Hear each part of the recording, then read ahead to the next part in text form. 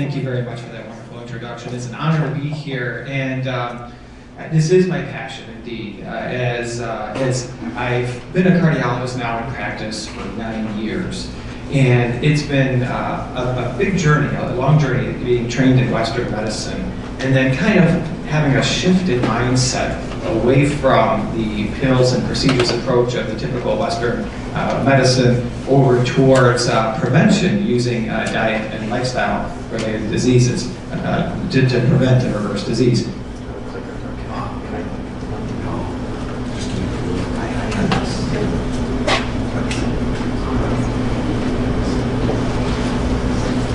So I'd like to begin the presentation on a little bit of a personal note.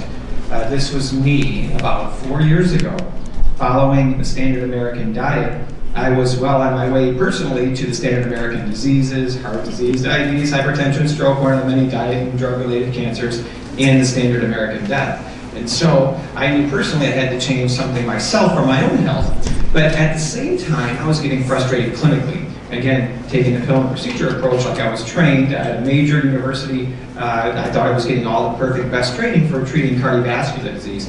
But I was getting frustrated because all I did was give pills and pills and pills. Patients didn't like the pills, they had side effects, they cost money, and pills did not treat the cause of the person's illness, which relates to diet and lifestyle. So even though I gave everybody the appropriate guideline-driven medical therapy from the American Heart Association, American College of Cardiology recommendations, they might still progress their cardiovascular disease or have issues. Because again, you're not treating the cause of the person's problem by using the pill approach. And so it kind of all came together personally and professionally. I was getting frustrated too.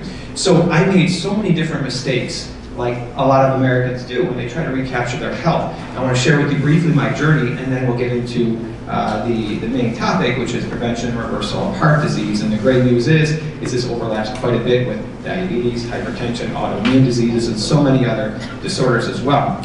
So the mistakes that I made when I was trying to recapture my health was thinking exercise was the key, right? So 265 pounds, sedentary, eating the standard American diet, first thing you do is sign up for a marathon, right? So that's exactly what I did. So I signed up for a marathon because I'm like, hey, those marathon runners are always nice and thin, aren't they? So maybe that's what I gotta do, just exercise like crazy, that's the key. So I did it, in very slow, multiple injuries, lost a little bit of weight, and then I read the USDA dietary guidelines over 3 times, a huge document, thinking the government's not going to lie to us, right? This has got to be real good stuff. So I did things like ate chicken and fish, low-fat dairy products, put olive oil all over my vegetables in large quantities, and I ate unhealthy food still in moderation, in small amounts. You know, the burgers, fries, hot dogs, and processed foods. And after 2 years and 2 marathons, I lost 40 pounds, and I thought to myself, wow, that was hard. You know, I'm still technically obese. I walked a lot of marathon, I didn't do very good, but is it really that hard to lose weight? If somebody's got to lose 100 pounds, you tell me that they have to go 3, 4, 5 years in a row running, walking marathons and eating this way, there's something missing completely from my approach. And randomly, Netflix said, hey, you should watch this. If anybody has not seen this documentary called Forks Over Knives, it's on Netflix, or you can go to forksoverknives.com. A phenomenal documentary that really, really is pushing forward the lifestyle medicine approach to treating chronic diseases.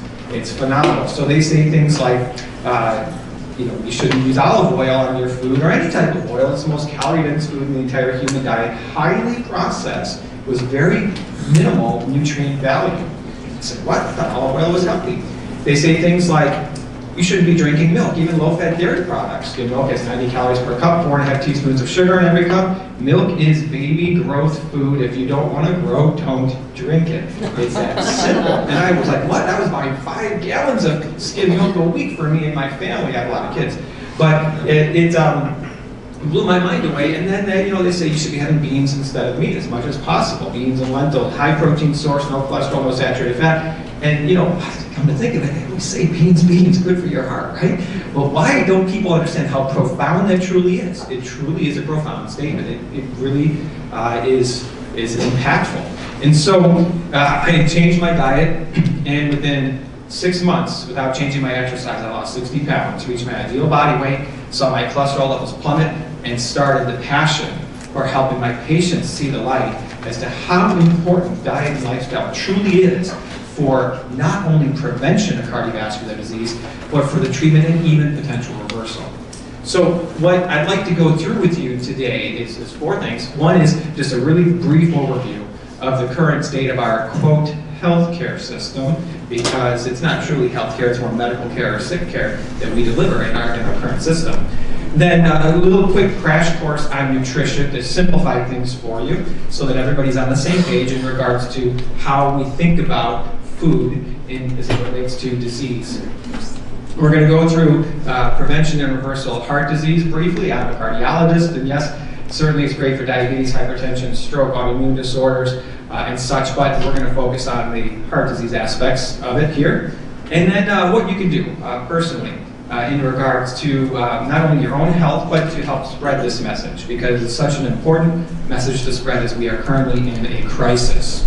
So if you look at the United States, heart disease has been the #1 cause of death in America for nearly 100 years in a row, since 1918. And if you look at how many people died last year from heart disease, it's almost the number of American soldiers that died in all wars in American history combined ever. That is the impact of heart disease. Just 1 year of heart disease, as many people died in all wars in American history ever. And just another perspective here, the number of deaths from war per year versus heart and circulatory disorders. Here's murder, here's suicide, heart and circulatory disorders, massive. So we're talking about a big, big problem. Yet, cardiovascular disease, heart attack, stroke, is nearly 100% preventable. Think about that. 600,000 people die every year from a disease we have a cure for right now in front of our face, that we could annihilate heart disease, diabetes, hypertension, stroke. We have a cure. Well, why is it that we're letting so many people die from this disease that we have a cure for? Why is this happening? 2 words explain it all. Culture and money. Culture in America is very into unhealthy eating. We love our food. There's a lot of reasons why. Most cultures, their diet is centered around foods that aren't necessarily very healthy, although there are exceptions, which we'll talk about. And honestly, there's a lot of money involved in many different industries, which end up, incidentally, promoting the progression of diseases such as hypertension, obesity, and diabetes, which we're going to get to. And that's just simply the truth. And we need to see this so that we can more actively go and change our culture and change our financial models in order to incentivize systems to actually prevent and reverse disease instead of profit off of maintaining disease and allowing it to progress and just adding more pills and doing more procedures. So we do live in a capitalistic society, as we know, and if you think about if you want to make money in a healthcare system, there's really no money in healthy people in a healthcare system. If everybody's healthy, you don't need to see a doctor, you don't need pills, surgeries, and procedures. So why would we prevent disease in our system? We really wouldn't. But we don't want people to die either, because there's no money in dead people. So we really, not that healthcare systems want people to be sick, they don't. They want to do the right thing for people, but they cannot do it unless they get paid for it. This is a simple truth. If they did all their efforts on prevention of disease, reversal of disease, avoiding procedures and pills and surgeries, they close their doors, right? So what ends up happening is people stay alive with multiple chronic diseases, needing to see their doctor all the time, taking multiple pills, and in a nursing home with a poor quality of life. The expression is, our current system does a great job of adding years to your life, but does not do a great job of adding life to your years. The quality of life is not all that great when people hit their 70s, 80s, and hopefully into their 90s because of all these medicines and procedures and visits that they need, and we really need to change that. So if you look at Medicare spending, it's out of control. We're going to be broke by 2026. Per capita in the United States, we spend about 2.5 times more than what the UK spends. And as a percentage of our gross domestic product, GDP, the United States towers over all other countries in regards to how much of our economy is healthcare spending. You would think with all this money that we spend on healthcare that we must be healthy people, right? Actually, no. According to the World Health Organization, the United States has the lowest life expectancy of all industrialized nations, despite all the money that we spend.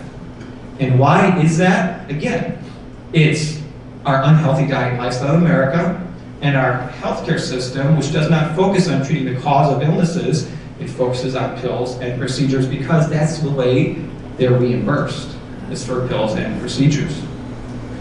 So what I tell people, and this is another important concept to understand, is that when I have a 300-pound diabetic patient who just had a heart attack sitting in front of me, and they're all wanting to make changes, and they're feeling bad, how did I get myself into this situation? And when you guys see somebody that you know, a loved one, a friend, or just somebody walking down the street who's obese, and you think to yourself, wow, look at that person.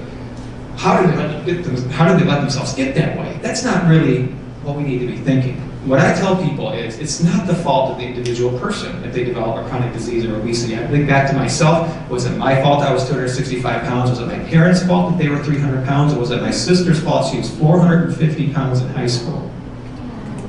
I don't think so. It's the fault of 5 things. Number 1, our human instincts, right? We love sugar, salt, and fat. That's the way we're born. It's evolution. It's for survival, because the number 1 cause of death in human history was starvation. We needed high-calorie foods to stay alive. There's something called the motivational triad, where we want to seek pleasure, avoid pain, and conserve energy. Phenomenal book called The Pleasure Trap goes into this in detail. And that's just our human instincts, not the fault of anybody in this room or anybody with any chronic disease. That's the way we are, right? But then, you look at the second problem, which is our culture. From the day you turn 1, you get a cake put in front of you, and you're addicted to sugar, right? Halloween every year, Halloween candy was breakfast, lunch, and dinner for me for a week after Halloween. That's our culture, right? When you're born into this culture, fast food all over the place, processed food, junk food everywhere, you become a food addict in childhood. Is that individual person's fault that they are now a food addict because of what their culture did to them? Absolutely not. Then you look at the food industry, right? They don't care about your health. It's a business. They want to make money. So they will market to you, they'll market to kids, they'll put sugar, salt, and fat, everything that they can, make things hyper-palatable. They do so much food science and food research to make it so that their food product is so addictive that you just need to eat more and more and more and come back and buy more. That's what they do. And then they fund research to confuse people as to what's healthy and what's not. Eggs are good, eggs are bad, dairy's good, dairy's bad. It's the sugar that's the problem, it's the fat that's the problem. They want you confused.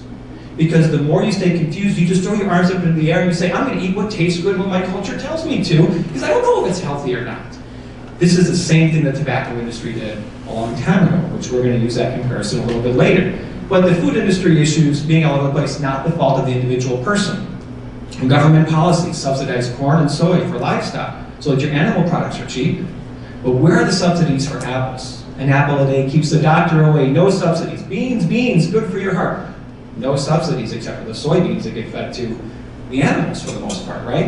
And then the USDA food pyramids, which have improved quite a bit over the last 20, 30 years, still are not perfect. Canada is way ahead, having removed dairy completely, the dairy category, which is great.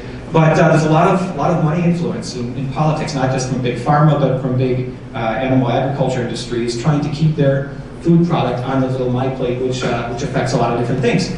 That's not the individual person's fault. And then again, our healthcare system, which does not promote disease prevention or reversal through lifestyle. So really, when you put these 5 factors together, this is why America's sick. This is why we're sick. We're not sick because somebody doesn't have the willpower to avoid unhealthy foods and exercise more. We're not, the 2-year-old's not obese because they need to go to the gym more often, right? It's because of all these factors. And we need to change these factors. Really what we need to do is change our system so that the food industry, the pharmaceutical industry, and our healthcare systems start to profit from prevention or reversal disease and stop profiting from illnesses and creating illnesses and maintaining illnesses. This is the truth. And this is the issue that we have, which is a huge, huge issue, as you guys all know. So we've chosen culture and money over health. That's a conscious decision that we have made as a society, that it's okay to let all these people die, more than 1 million people a year from chronic diseases that are preventable. Also, we can maintain our status quo in our culture with these foods, and so that a lot of these industries can make a lot of money. And this is wrong, and the only way it's going to change is if the people stand up and demand the change. And that's what we're really trying to do with the American College of Lifestyle Medicine, with nonprofit organizations like Chef Illinois and PBNM, Plant-Based Nutrition Movement. We need to be the change. So really, our current system, we need a paradigm shift away from pills and towards plants. Our current healthcare model is a short appointment with a doctor. You only get to see the doctor. The doctor gets paid. The more patients they see, the more surgeries they do. They don't get paid for prevention. Therefore, lifestyle is never talked about. How long does it take for a doctor to talk to you about food? It takes a long time. And most doctors aren't educated. They don't get nutrition training. Most doctors themselves don't follow a healthy diet and lifestyle. The two professors that trained me were both obese and diabetic. And you wonder why when I ask them, what's the cause of heart disease? I still don't get it. I'm a cardiologist. Why are we clogging arteries here? Oh, it's aging. It's progressive. There's nothing you can do to stop the progression. Yeah, maybe you smoke cigarettes, it causes an issue. Diabetes increases your risk, but the answer was never it relates to food or relates to your weight or your diet or your lifestyle. That was never the answer. And so we need to focus on the lifestyle. So our current system does this, but what we need is longer appointments with an integrative approach. Any person with a chronic disease should be regularly seeing a nutritionist, an exercise specialist, and a psychologist to help with food addiction, stress, help you sleep better. All the important wellness things that we really need to have must be addressed because our current system can take care of a cut, a laceration, back pain, a cold, the flu, does a great job with those acute illnesses.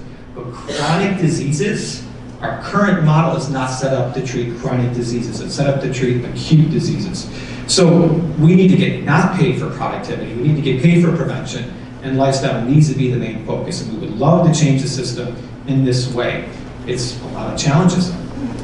So if you really think about the impact of lifestyle medicine, when we bring stents to treat a blockage or doing a bypass surgery to treat somebody's blockages, we're not treating the cause of their illness, right? Their illness will still progress. It's a Band-Aid. So when you do the math, we do about 1.2 million coronary artery stents, and 1% of people die during procedures. And 4% of people have heart attacks during the procedure. So we cause 12,000 deaths and 48,000 heart attacks.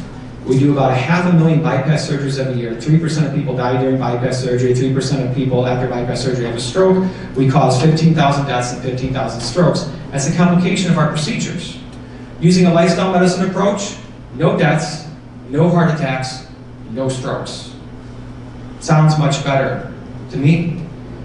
So now we're going to talk about our friends here to get a basic concept of how we see diet and lifestyle as it relates to disease in the human body. Our friends are the monkey and the rabbit. So monkeys, what do? They eat bananas all day, they're physically active, they don't smoke cigarettes out in their natural environment, right? And guess what they never do? They never clog their arteries stay clean. Same with rabbits. They're eating their carrots, they're running away from boxes, physically active. I've never seen a rabbit out there smoking a cigarette. I don't know if you have. They don't clog their arteries at all. Not a speck of microscopic cholesterol buildup in their natural environment. However, if you take these animals and you change their diet to one high in cholesterol and saturated fat, within months they will severely clog their arteries, and that is the model that scientific researchers use for nearly 100 years. They've been doing this to study clogging of arteries, heart attacks, and strokes in these animals, just by changing their diet away from their natural plant-based diet to one high in cholesterol and saturated fat.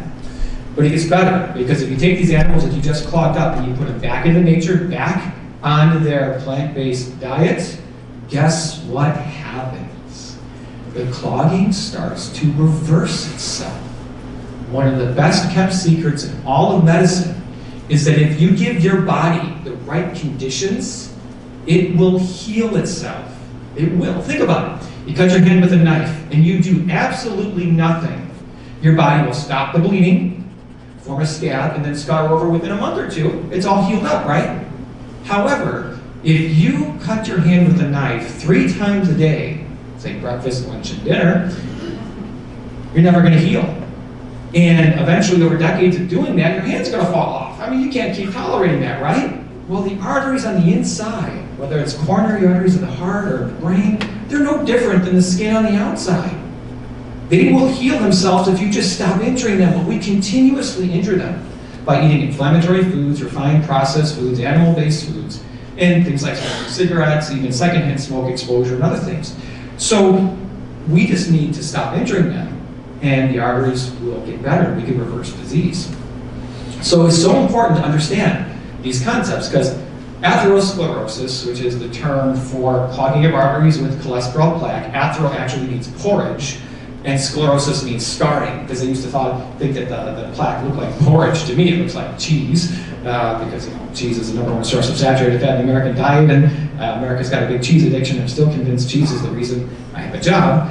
But so in adolescence, though, as young as the age of 3, the cheese, the plaque, starts to build up in the coronary arteries by the age of 3. By the age of 18, nearly 100% of Americans have visible to the naked eye cholesterol fatty streaks in their coronary arteries. And then into adulthood, it progresses, and one day, if a cholesterol plaque decides to become inflamed, guess what happens? A blood clot can suddenly form, 100% blocking the flow to the artery, and thus you have a heart attack. So, well, wait a second. You said you could reverse heart disease, right? So let's just, if somebody develops heart disease, then we'll get them on a dietary approach, and we could reverse their heart disease then. Why the heck do we need to be so strict with kids and younger age, eating clean and all this stuff, when we could just reverse it when somebody has it? Well, here's the reason why. The first symptom in 1 out of 3 people with heart disease is sudden death. Sudden death, first symptom in 1 out of 3 people. We need to start young to prevent this in the first place, right? So, there's 2 main concepts I want you guys to understand in regards to how we prevent and reverse heart disease. It's a little more complicated than this. There's more than 2 factors. However, these 2 factors are probably 90 to 95% of it all. And that is making sure your cholesterol levels in your blood are crazy low, and stopping any damage to your arteries, any inflammation, what we call endothelial cell injury. So let's go through this. So first of all, there's a lot of different risk factors people hear about for artery clogging, not just the heart, but again, it's a whole body process, clogging the arteries in the brain and the abdomen and the legs. It's the same process that goes on. It's genetic, and only 1 out of 500 people, that's 0.2% of heart disease, is purely genetic, meaning nothing you can do about it. Degenerative, it's inflammation, cigarette smoking, high blood pressure, diabetes, being overweight, being physically inactive, stress, and having high blood cholesterol levels. But which one of these risk factors is an absolute prerequisite, must you have to clog your arteries? And that's high blood cholesterol levels.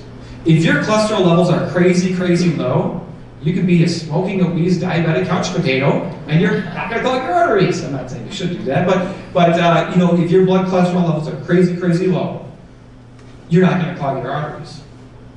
So, what raises blood cholesterol levels? Well, 3 main things in your diet. There's certainly rare, genetic disorders where people can have genetic issues with high cholesterol.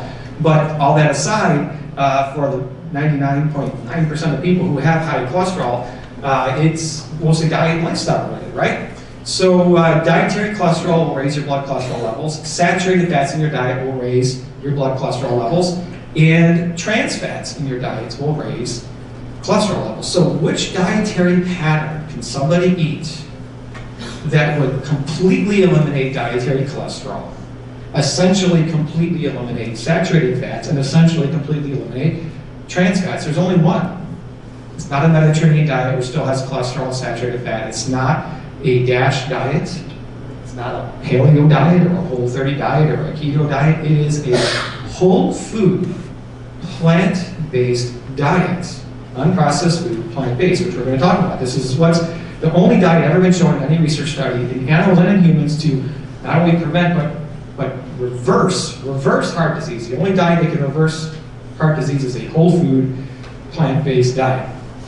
So in regards to our cholesterol numbers, traditionally, here's what you see. You want the total to be under 200. You want the LDL, bad cholesterol number. LDL is lethal, lousy. You want it low, less than 100. HDL, happy, healthy HDL. You want it high. Remember, that's how you can remember it. Greater than 50. And the triglycerides less than 150. These are the traditional numbers that we're told. Well, according to the Framingham study, guess what? This is the biggest study following thousands of people over decades, starting in 1948. Framingham, Massachusetts. The total cholesterol in 35% of people who had heart attacks was between 150 and 200. Wait a second, that's in the normal range. Yet, more than a third of the heart attacks happened to people who had cholesterol levels in the normal range. Well, maybe that really shouldn't be the normal range. Maybe we need less than that, because the number of people who had heart attacks in the Framingham study that had a total cholesterol under 150, 0. If your total was under 150, remember these people weren't on drugs, So it was from the day they were born, they were the lucky few, whether they were eating clean or had a genetic abnormality that kept their cholesterol low. If their numbers were under 150 total, they didn't develop any cardiovascular disease. So this is a phenomenal, important graph, which can help explain a lot of things for people in regards to how your cholesterol affects your risk of heart disease. So let's take a moment to go through this. This shows the age on the bottom, starting from birth, age 0 to all the way to 80 years old, and the risk of heart disease, the cumulative risk of having a heart attack on this side here, on the right. Now this assumes that somebody's LDL cholesterol is 125, and that is the average American's LDL cholesterol. If you have an LDL cholesterol of 125 from the day you're born, by the time you hit the age of 40, you'll have a 1% risk of having had a heart attack at the age of 40. 125 people think, oh, it's a little high, not that bad, right? 1% risk. And then by the time you hit the age of 60, if you're just at 125, you're probably somewhere around a 5% risk. By the age of 80, you'll be at more than 16% risk with just an LDL of 125, which doesn't seem to be all that bad in most people's eyes. Certainly would not meet criteria to go on medication or current guidelines. Now you think of somebody who's got an LDL cholesterol that's even higher. Their line is going to go more like this. Their 1% risk may hit the age of 30, because their line is going to be higher than 125. And I can tell you, I just had a 32-year-old a couple weeks ago need an open heart bypass surgery. It happens, it's happening more and more frequently. However, if you can be like that monkey and rabbit, or like those people in the Framingham studies, and have your LDL around 50 to 70 from the day you were born, preferably, your line would go like this. You would start down low, and you would go over here, and you would not hit that 1% cumulative risk until you're 100 years old, right? The blue zones, longest living cultures in the world, their LDLs are crazy low. They were all under 70 from the day they were born. So they never reached that 1% mark. Heart disease doesn't exist in those cultures, essentially. So if you already have high cholesterol and you've already been at 125 and you got to the age of 16, you're lucky that you haven't been the 4 or 5% that had heart disease, had an event. Now you do something to change your LDL cholesterol, and you can make your line go like this.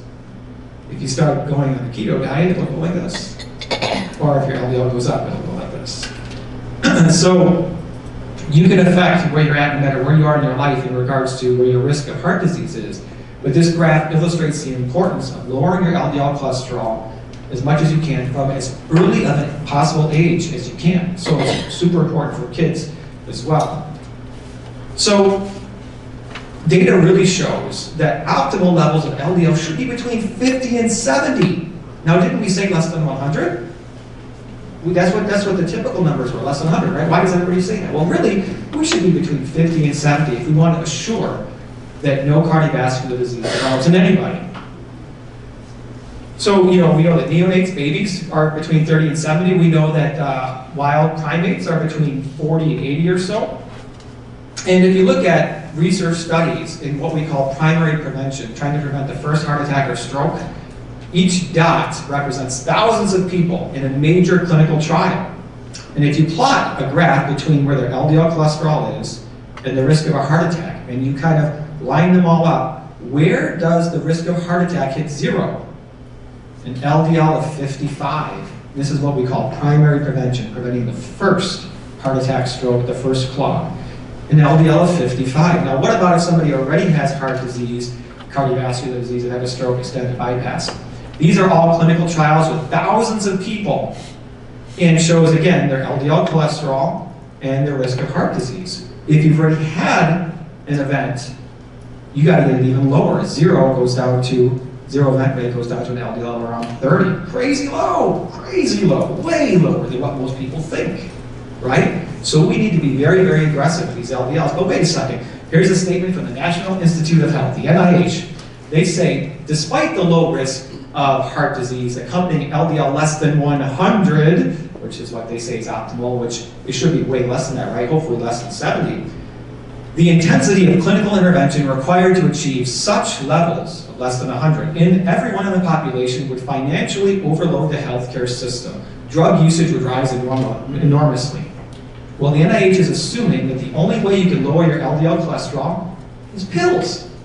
No, no, food. Food, that's why we're here. We can do it with food. According to Dr. Esselstyn, phenomenal researcher at Cleveland Clinic, which I'll introduce you to more later, he wrote a statement saying the reason not given advocating for lower levels of cholesterol is because it might frustrate the public, who would have a difficult time maintaining a lower level. It seems to him that the public's greatest frustration would be not being informed as to the truth. The optimal level of LDL cholesterol level should be lower. We want a total under 150, and LDL at least under 70. Who cares about HDL? HDL is garbage now. We don't target that for therapy for anything. There's other parameters we may be looking at in the future called the index capacity. And triglycerides, yeah, you still like them less than 150. So this is really where we should be at. So getting into our crash course on nutrition, because we just talked about, you want no dietary cholesterol, no saturated fat, and no trans fats in your diet. How do we do that? How do we get our blood cholesterol levels low? By making those dietary changes. Well, so I want you to throw everything out that you've ever learned about nutrition and just make this crazy simple. There's only 3 main food groups that we need to think about. 3, and that's it. Food group number 1 is processed foods. That's a food group now, processed foods. So we're talking anything that is not a real whole food. If your great-grandmother didn't recognize it, wouldn't recognize it, then don't eat it. So cookies, crackers, cakes, donuts, soda pop, pretzels, Oreo cookies, Twinkies, all these things. And everybody realizes, okay, this is horrible, what we call junk food. I don't think anybody in this room thinks that these are healthy things that's going to promote, a healthy life. However, we must include, and this is very important, refined carbohydrates. And I said the word refined carbohydrates. Anybody who comes in here with the notion carbohydrates are bad, carbs are bad, carbs are bad, get that notion out of your brain. All of the longest living cultures in the world ever were high carbohydrate diets from unprocessed plant-based foods. When people say carbs are bad, they're referring to these carbs. These carbohydrates are horrible for your health. Yes, they're horrible. And so we never recommend eating these things. So this is white bread. They always say the whiter the bread, the sooner you're dead, right? It's a good way to remember it. White rice, white flour, which is a lot of white pasta noodles, pretzels, all these things have white flour in them. And refined sugar is a highly processed, bad carbohydrate. So in the processed food categories, we include the refined carbohydrates, and one more thing to include in the processed food categories is oil. Oil of any kind. It takes 43 olives. Squeeze all the fat out, you get 1 tablespoon of olive oil, leave all the fiber behind, you leave all the nutrients behind, eat the olive in its whole natural state, the way nature intended us to. Don't eat the olive oil. It's no different than squeezing all the sugar out of oranges to get orange juice, right? You need to eat food the way nature intended you to.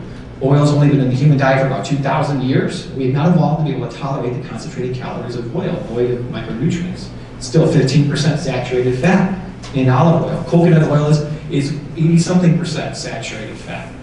And so oils will all have some degree of saturated fat in them. So we do not want them, not only for the saturated fat that will raise your blood cholesterol levels, but also for the calorie density, which will put on pounds. What do they always say? The fat you eat is the fat you wear, from your lips to your hips, right? So processed food is category number 1. We want all junk food out, all bad refined carbohydrates out, and we want all oils out of the diet. Number 2, animal-based foods. Meat, eggs, dairy, and seafood. That includes pork, chicken, turkey, fish, eggs, dairy products, cheese. Anything that comes from an animal is in category number 2. Category number 3 is whole plant foods. So, to reverse heart disease, you must have 100% of calories from whole plant foods. There's no other diets that's ever been shown. Maybe you can get away with 95%, it just hasn't been shown yet. Right now, the data all says 100% whole food, plant-based, no oil diet will reverse heart disease. If you can reverse it, there's no question it can prevent it as well, right? And so, the more calories you get from whole plant foods, this should be 0. This should be very minimal, preferably 0 in many instances. And this should be a vast majority of what you eat. The American College of Lifestyle Medicine strongly advocates 100% whole food, plant-based diets as its preferred dietary approach. I'm on the nutrition board of the American College of Cardiology as well, and a vast majority of the cardiologists on the American College of Cardiology's nutrition board advocates 100% whole food, plant-based, no oil diets as well. However, they recognize not everybody is going to do that, and that's why they still offer a Mediterranean or a DASH-style pattern as a reasonable pattern. But in regards to dietary cholesterol, remember, dietary cholesterol, you don't need to eat any. Your liver makes it for you, and actually all of the cells in your body can make their own cholesterol. You don't need to consume any in your diet. Any in your diet is bad. You don't want any, zero, none. There's no such thing as a nutritional deficiency of cholesterol. Cholesterol is made in the liver of a cow, liver of a pig, liver of a chicken, liver of a fish. The liver of any animal or the tissues of any animal make cholesterol. So any animal-based foods will have cholesterol in it. Plant-based foods have no cholesterol. Fruits, vegetables, beans, whole grains, nuts, and seeds. An apple doesn't have a liver. You can think of it that way. So therefore, there's no cholesterol in any plant-based foods, which are also very high in fiber. So if you look at foods and their dietary cholesterol content, egg yolk is the most concentrated form of dietary cholesterol in anything. There's just another recent study showing that eggs linked to cardiovascular disease. But the studies that show there's no link are always funded by egg industry, no surprise. So, but if you look at other things, butter is extremely high in cholesterol, oyster, lobster, shrimp. The number one source of cholesterol in the American diet now is chicken. It goes back and forth between chicken and the eggs, right? Makes sense. What comes first, chicken and eggs. But look at beef, 72 milligrams of cholesterol per 100 grams. Compared to chicken, it's almost the same. People don't realize that there's almost as much cholesterol in chicken as there is in beef. There's certainly less saturated fat in chicken compared to beef, but chicken is not a healthy food for you, despite what people think. It might be slightly healthier than beef, but just because something is less toxic than something else doesn't make it healthy for you. It just makes it less toxic, that's all. So if you look at plant-based foods, there is no dietary cholesterol in plant-based foods. And so, should we eat any cholesterol at all? Well, this is a statement from the USDA dietary guidelines, and they, like I said, they've improved. They've gotten some things right. As recommended by the Institute of Medicine, individuals should eat as little cholesterol as possible while consuming a healthy eating pattern. Well, as little as possible is zero, right? Yet they show 100 to 300 milligrams of cholesterol. That makes no sense. That's like you shouldn't smoke at all, yet they show somebody smoking 5 cigarettes a day, right? No, that makes no sense. It should be zero. Saturated fat is a bad fat that also induces inflammation and raises your blood cholesterol levels. You don't need to eat any saturated fat to live. Again, it's not an essential nutrient. 90-something% of saturated fat in the American diet comes from animal-based foods, and the rest of it comes mostly from oils. So if you look at saturated fat in different foods, butter is way up there at 51. If you look at cheese, it doesn't look like it's that high, but the mass quantity of cheese consumed in the United States makes cheese the number one source of saturated fat in the American diet. But even things, donuts, ice cream, salmon, chicken, beef has more, of course, than chicken, like we said. And then look at coconut oil and palm oil. The main plant source of saturated fat is coconuts and other nuts and seeds. But you look at beans, fruits, and vegetables, there's essentially zero saturated fat. So we don't want any saturated fat in our diet at all either. So there is no safe amount of dietary cholesterol. There's no safe amount of saturated fat or trans fats that you can get in your diet. Again, the Institute of Medicine, which gives the recommendations for the USDA dietary guidelines, did not set any upper limit of how much trans fat, saturated fat, or cholesterol that you can eat. They didn't say it's okay to eat this much, because any intake above zero, anything, will raise your LDL cholesterol levels. And we just talked about how darn important it is to get your LDL low. Any intake of cholesterol and saturated fat will raise your LDL cholesterol levels. So they didn't say that there's any upper limit that you could have. And again, it's just like the cigarettes, right? They didn't say, smoking 1 cigarette a day is probably okay. They didn't say 5 is probably okay. They say, no, you don't need to smoke cigarettes to live. They're harmful for you. In any amount, you should not smoke any. And that's no different than cholesterol, saturated fat, and trans fats in your diet. So one other thing just to realize, say, well, come on, guys, we have these things called statins, right? We could lower cholesterol levels with pills. We got so many pills out there. Why don't we just lower the numbers with pills? Well, not only do 50 million Americans right now take statins, heart disease is still the number one cause of death in America.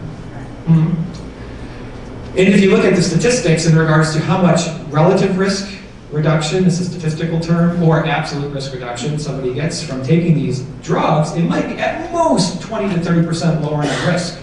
Better than nothing, but not really all that profound, right? So for the average highest risk person, maybe 5% absolute risk reduction over a 5-year time period is all that they'll get. And so what this big analysis really concludes is even high-risk patients, they have a less than 5% chance of benefiting from a cardioprotective drug. It includes high blood pressure drugs too. And so if we inform patients that their actual overall benefit from taking these drugs was really this small, most people wouldn't take them. For primary prevention of heart disease, to save 1 heart attack, stroke, or death within a 5-year time period, we call it the number needed to treat, the number of patients that need to take a statin for primary prevention to prevent 1 event. It's 140. So 140 people have to take a drug for 5 years to prevent 1 event. Now, granted, if you're giving them to 50 million people, you're going to prevent a lot of deaths, a lot of heart attacks and strokes. But on an individual basis, you're probably not going to get hardly any benefit. Again, the drugs don't treat the cause of the problem. Really, we need to do all this with diet and lifestyle. So patients greatly overestimate the general effects of statins. So they did surveys. More than half the people think that just taking the statin alone is going to prevent their heart disease. No, that's not the truth. So that's the dietary cholesterol, the blood cholesterol importance, how we lower blood cholesterol, and we talked about how we lower blood cholesterol based on our little quick crash course on nutrition. Now I'd like to move into the second most important thing, is protecting our arteries. So you want your blood cholesterol levels crazy low. We got through that. Get our LDL under 70 at least by consuming predominantly or exclusively whole food plant-based diet. And then now we want to protect our arteries. The lining of the arteries, called the endothelium, is a single cell layer that is the life jackets of your arteries. Each individual person, if you took your endothelium and you laid them out, you would get about 5 tennis courts worth of endothelium. It's a lot. Anytime you eat something, it gets absorbed into your bloodstream sees it, and it could damage your endothelium or protect your endothelium. Nitric oxide, a substance that your endothelium produces, is so important to protecting your arteries. We want to promote healthy nitric oxide levels. We don't want this to happen. All the clogging of the arteries, all the buildup of cholesterol. So here's the simple analogy for people to understand in regards to prevention of inflammation and damaging our arteries. Again, we want to protect the single cell layer. We don't want it to become inflamed. Clogging of arteries is an inflammatory process. So look at the word inflammation. Inflame. So that's what's going on, right? Your arteries inflame. So think of it as being on fire. And you don't want to do anything to fuel that fire. You don't want to pour any gas on that fire at all. What pours gas on that fire? Animal products of any kind induces inflammation. Oils are very inflammatory. Maybe canola oil is a little bit better, but olive oil still is inflammatory. The bad refined carbohydrates, yes, caffeine causes dysfunction of the endothelium. Sorry, man. Everybody's so heartbroken about that one. And saturated fat, tobacco, smoke, these are the things that pour gas on the fire and fuel the inflammation. Now, what pours water on that fire? Well, you're going to guess it, right? Fruits, vegetables, beans, whole grains, whole unprocessed plant-based foods. There's over 100,000 edible plant species that you can eat. So I love this analogy because it really also reiterates the messed up concept that we have in our Western medicine. We say the human body is imperfect, that because of aging and genetics and degeneration of our arteries, we need to fix the imperfection of the human body by giving a pill, putting in a stent, or doing a bypass. Which we said before, that's not true. The human body is an amazing healing machine. Look at this analogy and think, what would happen if we just removed the thing causing the harm? Just take away pouring gas on the fire. Now all you're doing is pouring water on the fire, right?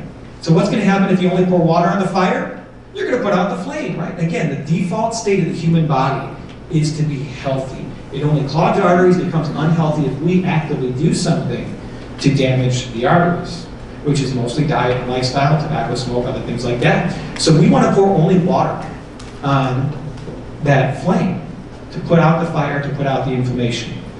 So get your blood cholesterol levels crazy low, put out the inflammation. You do those two things, we can annihilate heart disease. But of course, there's so many things in the way, culture, money, and all human instincts like we talked about. It's a challenging thing. Now here's the part of the talk where I tell you I lied to you straight out in the beginning of this presentation. I told you Heart disease has been the #1 cause of death in America for 100 years in a row. Isn't that what I said? According to the Global Burden of Disease Study, funded by the Bill and Melinda Gates Foundation, the #1 cause of death in the United States is actually dietary risks. Dietary risks over tobacco smoke, big time. So the #1 cause of death is not heart disease. Heart disease is caused by your diet and other lifestyle factors. But the American diet is the #1 cause of death in America. And it's about time we start saying it the way that it truly is. Again, tell America the truth, not heart disease is #1. The American diet is the #1 killer. So how is it that there's such a disconnect between the science of what causes cardiovascular disease, how we can prevent and reverse it, and the actual practice of medicine? How is it that if diet and lifestyle is the #1 thing that contributes to all these disorders, why is it not the #1 thing that doctors are taught in their medical training? Why is it not the #1 thing that your doctor talks to you about every single visit? Let's take a little journey back in time to the 1950s, where all doctors smoked cigarettes. You went to a medical conference, and the medical conference was a haze of smoke. I had a patient that showed me the burn wound on their arm when their cardiologist dropped the cigarette on them and burned them during surgery. The cardiologist was smoking during surgery. So they used to recommend that pregnant people smoke. Blow in her face and she'll follow you anywhere. How ridiculous is this, right? So more and more research is coming out saying smoking is harmful for you. Finally, 7,000 publications come out saying smoking may cause cancer and heart disease. Surgeon General puts a warning on cigarettes in 1964. The very next day, your own American Medical Association releases a statement actively against the Surgeon General's warning, stating, extensive research shows smoking in moderation, you heard that before? Smoking in moderation is healthy for you. Who was the prime sponsor of the American Medical Association back then? Tobacco.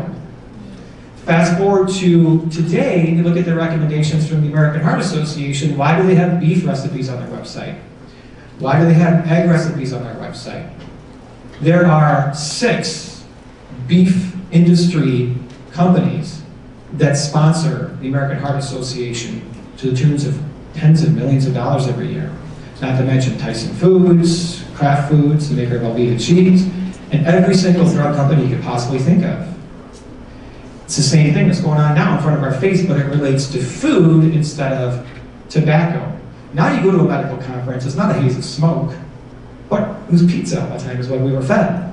Pizza, there's potato chips, and there's soda in every medical conference. Patients get admitted to the hospital, they're fed soda and processed junk food and stuff too. It is crazy. So really, the reason that there's that disconnect is because most doctors don't read the data on nutrition. Most doctors themselves don't follow a healthy diet and lifestyle. They weren't trained in it. Their culture told them, hey, it's not all that important. Their human instincts tell them they love the taste of these processed junk food. So if they don't do it themselves, why would they ever tell their patient to? It's like a smoking doctor telling their patient to stop smoking. That doesn't happen. You can't do that. You need to practice what you preach. What do they say? Put the oxygen mask on yourself before you help others with it. So the president of the American Heart Association, about a year or so ago, was giving a presentation at the American Heart Association's meeting. And what did he do? He had a heart attack right at the podium. #1 cause of death amongst cardiologists is heart disease, despite us knowing that we can completely prevent this. It's about time that we, in the healthcare world, put the oxygen mask on ourselves, follow a clean, healthy diet and lifestyle so we can help our patients and be the change that our system truly needs. So here's what Americans really eat. According to the USDA, only 12% of calories come from unprocessed plant foods, 63% come from added fats, oils, sugars, and refined grains. 63%. 25% of calories come from animal-based foods. And again, if you see what it says, meat, dairy, eggs, fish, seafood, cholesterol is only found in animal foods. Animal foods are the primary source of saturated fat. Now here's what's sad, this 12% of unprocessed plant-based food calories, Half of that is potato chips from French fries, and tomatoes from ketchup. So if you look at the blue zones, the longest living cultures in the world ever, they average 95% of calories from this green section, 0 from the yellow section, 5% or less animal-based foods. Those are called the blue zones. The Okinawans, the Papua New Guinea Highlanders, Loma Linda, California, Seventh-day Adventists, the vegan population over there. So they were 5% or less of animal-based foods, 0 processed foods, and predominantly nearly 100% whole plant foods. And they were doing it from the day they were born, right? That's a big difference. So now I have a heart disease patient in front of me. Why do I not tell them 90% or 95% like the blue zones? Because the blue zones were doing it from the day they were born. And this patient in front of me is 50 years old, has had a heart attack. For 50 years, they've been clogging their arteries. As we know, the foundation for artery clogging starts in childhood. 90-95% plant-based may not be enough. Maybe it would be, but according to data, to reverse it again, we need 100%. So I love this graph because I show it to patients a lot, and I just say, listen, some people can go all in and they can change real quick to 100% plant-based diet. They have the motivation, the willpower, the support system. A lot of people can't, based on their food preferences and where they grew up, their culture, their family around them. But the simple concept is the more calories you can get in this green category, the more you can reduce the processed foods, reduce the animal foods, and increase the plant foods. Eat more beans, eat fruits and vegetables, whole grains like oatmeal, brown rice, nuts and seeds. The more you can get from this green portion, the healthier you're going to be. It is a spectrum to some degree, but the profound changes in health happen when about 90-95% of calories come from unprocessed plant foods, even more when you get to near 100%. So this is the USDA recommendation: fruits and vegetables, grains, and protein, which can include plant protein or animal protein. And they still include 3 servings of dairy, low fat, on their plate. Canada just removed dairy completely as a food group, and so have some other European countries. And I wish that would happen in the United States. However, the dairy lobby is huge and powerful and linked straight to the beef lobby, of course, because where do dairy cows go when they're spent? They go for beef. So this is a challenge in the United States to eliminate this. But what the American College of Lifestyle Medicine recommends is fruits, legumes, grains, vegetables, and drink water. Maybe tea, maybe black coffee, preferably decaffeinated, but really we should be drinking only water for the most part. So this is the plate that we really want. We want a whole food, plant-based diet. Eat the orange, no orange juice. Eat the olive, no olive oil. What about your protein is usually the first question that I get asked, right? Where's your source of protein from? Well, if you ate 2,000 calories of just brown rice and broccoli, you're going to get 80 grams of protein. And these aren't even high-protein plant foods like beans and nuts and seeds, right? Those are higher-protein plant foods. As long as you get adequate calories, you get adequate protein. Think about this. Strongest animals in the world are gorillas, rhinos, elephants, buffaloes, horses. They're herbivores. That's where they get all their protein from, right? Look at the position statement of the American Academy of Nutrition and Dietetics. They say straight out that they use the word vegan, which I'll explain in just a minute. Vegan diets are healthful and nutritionally adequate for all stages of life, including pregnancy, lactation, infancy, childhood, adolescence, older adulthood, and for athletes. So my wife is 100% whole food plant-based. So are my 6 children. The last 2 were conceived and raised on a 100% whole food plant-based diet. My wife was breastfeeding, whole food plant-based, no oil diet, and they never drank any dairy products. They never used a bottle. They breastfed to about 18 months to 2 years, and boom, just start eating whole plant foods. That's all you have to do. And so every nutrient you can get, this statement shows straight out, there is no nutrient that you can get from an animal that you cannot get from a plant. However, when you get a nutrient like protein from an animal, you get all the baggage that comes with it: cholesterol, saturated fat, hormones. What about the pesticides? Some people say, well, aren't there the plants have so many pesticides and stuff on it nowadays? Well, think about it. What is the cow fed? GMO corn and soy. Heavily laden in pesticides, which bioconcentrates in the fat tissue of the animal. Then you go eat the fat. You get more pesticides eating animal products than you do eating plant products. So really, you get everything that you need, and there's no nutrient deficiency we need to be concerned about. B12 is one thing. B12 is made in bacteria, not made in an animal, not made in a plant.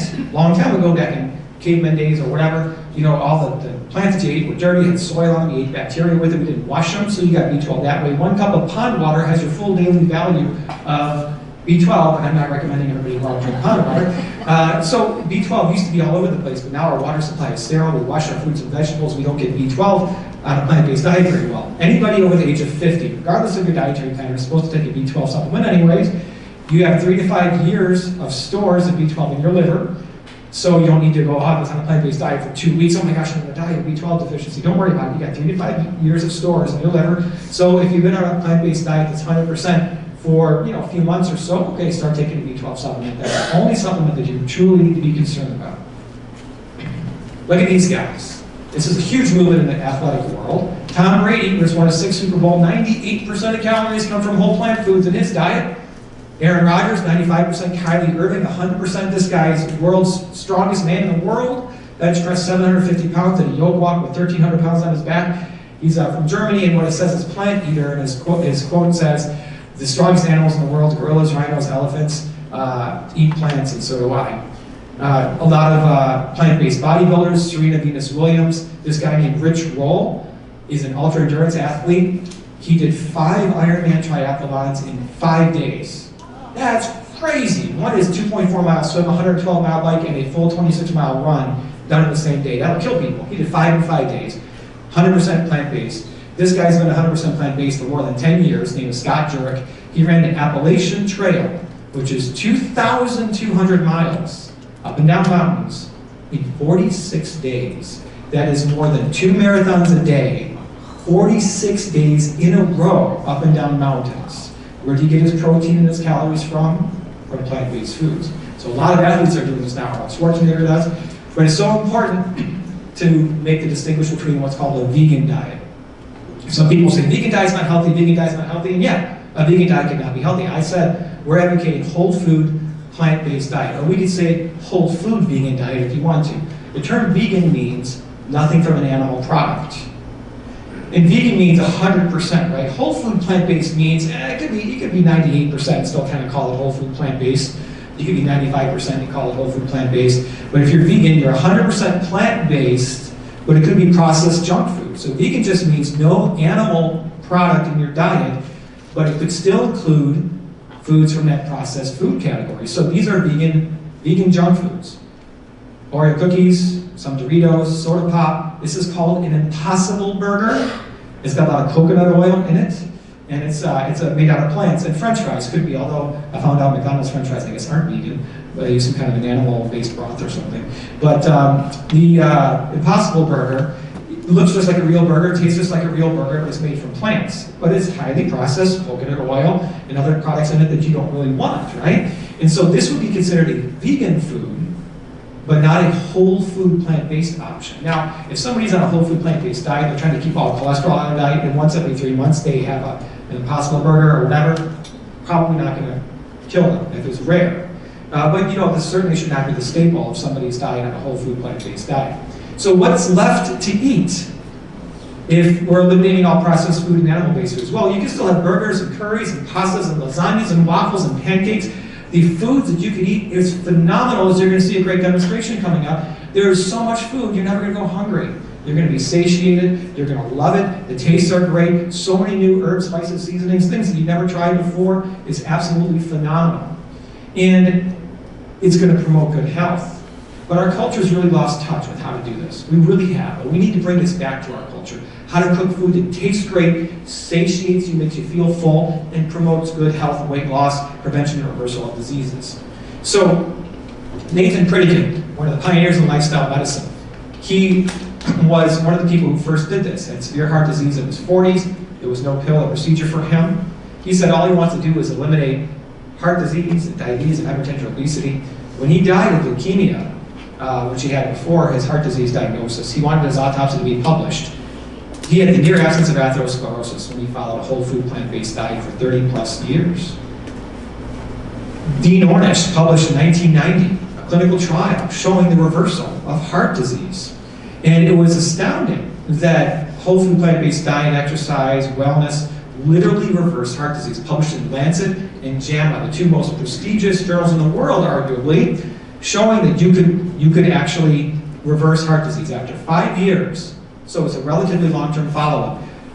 Clogging of arteries done by angiograms, what's called quantitative angiography, actually regressed. However, if you were in the control group, the American Heart Association recommended diet and lifestyle stuff. Guess what happened? Disease progressed. So essentially, again, the cure for heart disease published. Dr. Caldwell Esselstyn, Cleveland Clinic. This guy has a great story. His dad had a heart attack. He thought exercise was the key. Won a gold medal in the Olympics. Drafted in Vietnam, won a Bronze Star in Vietnam, became a surgeon, and the president of the whole staff of the Cleveland Clinic and just became upset one day. What am I doing? Doing stents and bypasses, removing breast cancer in the women. That doesn't do anything to prevent anything. It doesn't help the next unsuspecting victim. He took the sickest of the sickest patients with heart disease. They were told they had a few months to live. They failed their angioplasties and bypass surgeries and put them on whole food, plant-based, no oil diet, and also restricted anything with saturated fat. No nuts, no seeds, no avocado, no coconut, no soy. Man, he was considered the Nazi of nutrition.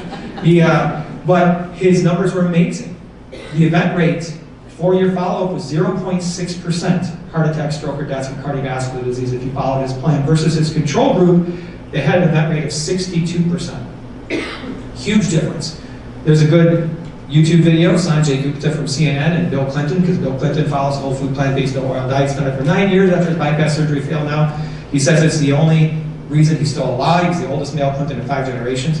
He does this because because he knows this, so maybe he's got to treat the cause of his illness or his disease will progress. There's a good YouTube video doing a CNN report on this. That's phenomenal, saying that if you eat this way, you will be heart attack proof. That's Sanjay Gupta's words.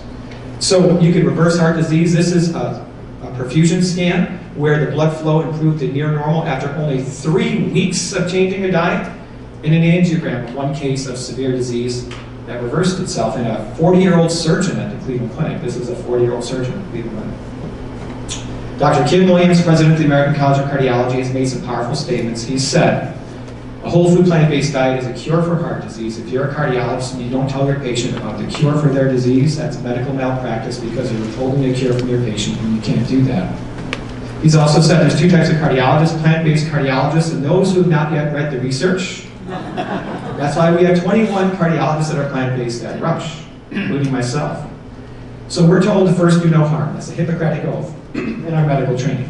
But we also know Hippocrates said, let the food be thy medicine, let the medicine be thy food. You need to focus on your own health through lifestyle. Put the oxygen mask on yourself first. But then you need to also help others. You need to be the change. We know this huge problem we have in America. And the only way it's going to change is if everybody speaks up and acts up. You all know a loved one, a friend, a brother, cousin, parents, whoever, that suffers from a chronic disease, is overweight or obese, and is just waiting to have their event.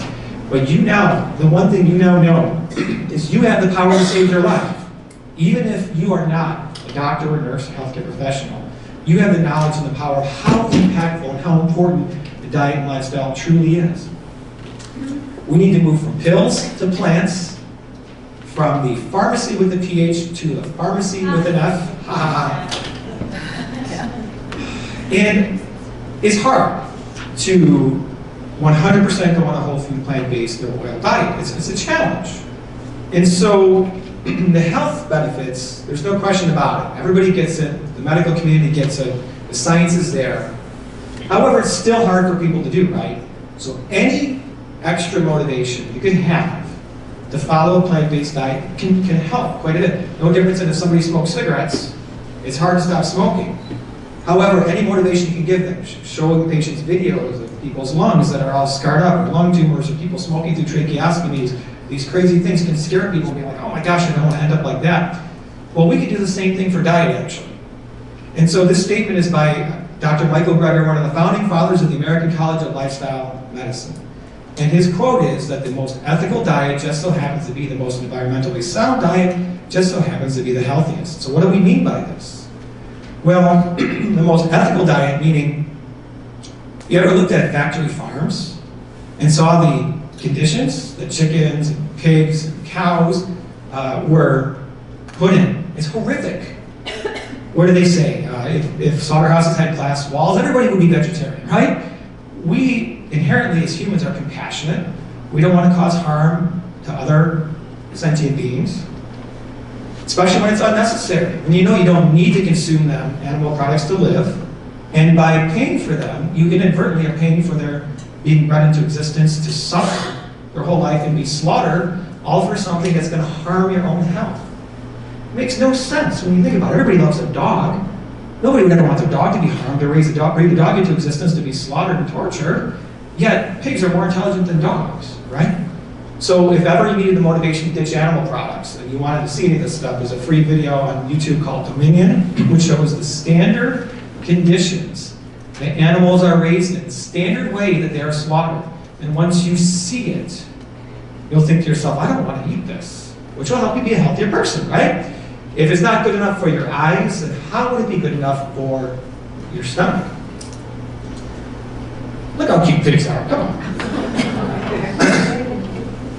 The second thing is animal agriculture is the #1 cause of climate change. There's more greenhouse gases emitted from animal agriculture than the combination of all cars, planes, trains, and boats combined.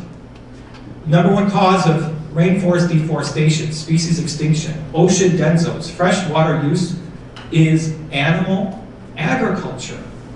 There is a phenomenal documentary on Netflix called Cowspiracy, which you could watch and will explain that, so you're helping the environment.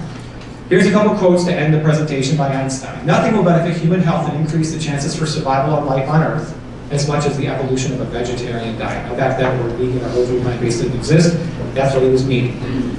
Another thing that Einstein said is, those who have the privilege to know have the duty to act. So right now, your blinders are off. You now have the privilege to know, not only for your health, how you can prevent and reverse chronic diseases, but how it helps the environment, and of course the animals. Do you now have the duty to act? That's what Einstein would say. So all truth passes through 3 stages. First, it's ridiculed. Second, it's violently opposed. And third, it is accepted as being self-evident. Right now, in regards to health, there's no question. It is being accepted now as self-evident that this is what we need to do. But also from an environmental perspective, the United Nations has said straight out that we need to be on a plant-based diet to save the planet. It's so important. There are still people who violently oppose it because of their cultural preconditioning, maybe the farmers, they don't realize they can start farming plant-based foods and such. But this is what we need to do. So at the plant-based nutrition movement, we are trying to rile up community members, healthcare providers, to be the change as a grassroots effort, to go out and educate people, just like we're doing here today, on the power of diet and lifestyle to prevent and reverse disease. Because we need to be the change from the bottom up. It's not going to happen from the top down. Politicians, food industry, healthcare systems are not going to change unless the people demand the change. So please check out pbnm.org. We have a 5K walk run coming up April 27th in by Schaumburg area, where we're going to have Dr. Joel Kahn, America's Heart Healthy Doctor, is going to be there. Mrs. Illinois, who is a plant-based diet advocate, is going to be there, as well as 14 physicians, Dr. Ashwani Garg. And we're going to feed a whole food plant-based no-oil lunch to people, have cooking demonstrations, and such. It's going to be a wonderful event. So you can find all that information at pbnm.org. So that's the presentation. I'll answer some questions now. Thank you very much.